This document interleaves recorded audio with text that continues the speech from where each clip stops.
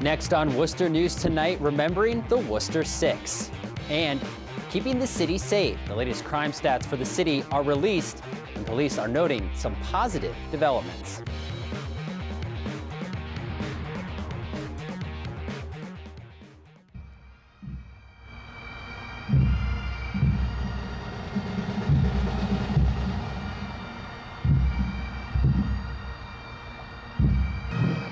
A somber scene tonight in Worcester as the community gathers to remember fallen firefighters. Good evening and thank you for joining us. I'm Andy Madison. It was 16 years ago today the Worcester Fire Department responded to a warehouse fire in the city. 6 firefighters went into the building but didn't make it out. All day today, people have paid tribute to the Worcester Six, including a short ceremony this evening. In front of the Franklin Street station, the bagpipes played, remembering the 6 firefighters that lost their lives 16 years ago. Pretty much an all-day-long reflection of the night of the fire and the week after. Firefighters from across central Massachusetts, among those gathering at the station to pay tribute to the group known as the Worcester Six. I was here at the cold storage fire the night of the fire itself, working with an ambulance service, and we were here to try and help everybody out as best we possibly could. It was December 3rd, 1999, when 6 firefighters lost their lives tragically in the cold storage warehouse fire. Tonight, a moment of silence, amazing grace, and a wreath hung to honor them and their sacrifice. I've been a firefighter for a good many years, and it's just one of these things that we have to come back and pay our respects to those that have lost their lives. A very fitting tribute, unofficial tribute that we do on December 3rd every year. Nice to see that nobody's forgotten. The names of those 6 firefighters, Paul Brotherton, Timothy Jackson, Jeremiah Lucy, Jay Lyons III, Joseph McGurk, and Lieutenant Thomas Spencer, all have their names on a memorial outside the Franklin Street Fire Station. Now, the December 3rd tragedy is one many around central Massachusetts will never forget. An outpouring of support for the department came in from around the world. Our Olivia Lemon has a look at how the 6 firefighters are being remembered. More than 80 containers full of letters and mementos fill a small room. These are things the Worcester Fire Department has been collecting for the last 16 years.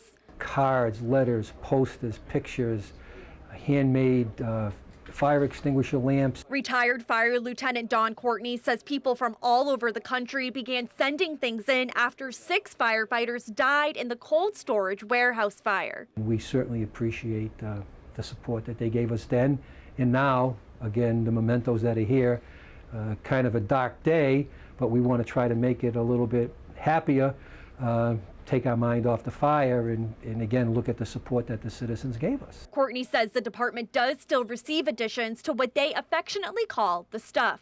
Occasionally a card or a letter will arrive from various fire locals throughout the state. Will send us a memorial card. Courtney oversees the stuff. He was working the night of the fire and stayed on site for 8 days. Courtney says every December 3rd, firefighters and volunteers come to the St. Gobain where the collection is stored to honor the brave men who lost their lives. Being around it now, you get all those emotions coming back.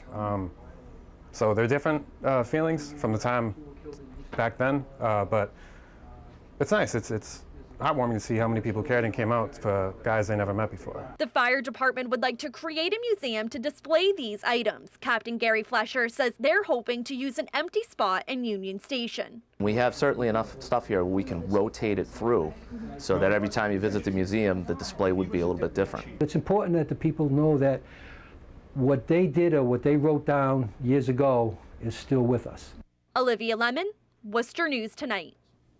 After a violent summer in the city, Worcester's police chief says progress is being made according to the latest crime statistics. Our Tim McCone has a look at the numbers.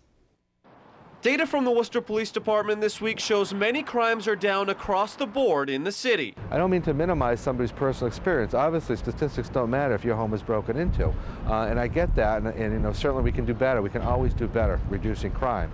But we're doing well compared to other cities our size, and I think that has to be a good barometer. There have been 4 fewer shootings in the city this year compared to this time last year. And since August, there have only been 3 shootings in Worcester. We didn't hit a switch and it stopped.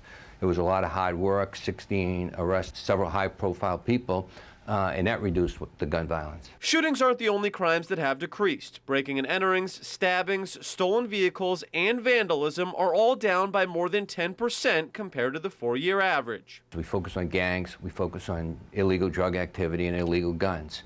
And so when you have a strategy going after those people who are known to be involved in those types of activities, and you only focus on them, then you're going to be more effective in your strategy. There have been 8 homicides in the city in 2015, which is one more than all of last year. Still, Chief Jem says the city is safe. When you look at the data, you look at who's involved in violent crime. If you're not in that high-risk lifestyle of illegal drugs, gang activity, and illegal firearms, the chances of you being victimized in a city are relatively low. If you don't feel safe in a community, you don't move here. And the Worcester Police Department, borne out by the statistics of yesterday, should give a lot of people confidence that Worcester is a safe place to live. Tim McCone, Worcester News Tonight. Chief Jem also responded today to questions about why blood wasn't cleared from a crime scene on Wednesday. Blood could still be seen hours after a Worcester woman was stabbed on Murray Avenue. She later died at the hospital. Jem says rain was falling when officers secured the scene and were concerned it would have washed away the blood. Jem adds his officers will take steps to make sure crime scenes are clean before investigators leave. The second person arrested in connection to a weapon stolen from a Worcester Army Reserve Center appears in federal court today. Ashley Bigsby was in U.S. District Court in Worcester for a probable cause hearing. Bigsby was arrested last week and charged with unlawful possession of a machine gun and making false statements. Authorities recovered an M4 assault rifle missing from the Lincoln Stoddard Reserve Center after arresting Bigsby. Tonight, some local high school athletes are recognized for their hard work, and it was all for a good cause. The 21st Galaxy of the Stars was held tonight in West Boylston. Holy names Lexi Page Boucher and Luke Hanlon from Worcester Tech were honored for their athletic achievement. The event also helps the Friendly House raise money for those in need during the holidays. We're honoring some very important athletes who accomplished so many things in the city.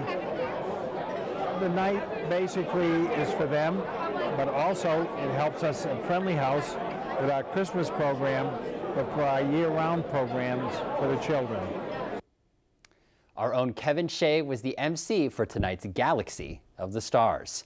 No snow yet here in central Massachusetts. The weather cleared today at the Worcester Regional Airport, but Massport has the snow equipment ready in case that changes. Our Patricia Nicholas has the details for us. With almost 120 inches of snow last winter, Worcester was one of the snowiest cities in the United States. The Worcester Regional Airport says they are prepared for whatever this winter may bring. One thing is, we all know we can't control weather, but we can certainly control the conditions on the airfield. And there's not so much preventive measures we can take, but more preparation measures.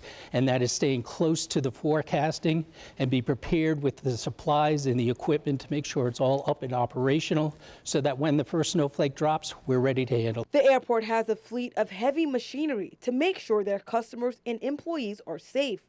Among those includes a multitask runway broom.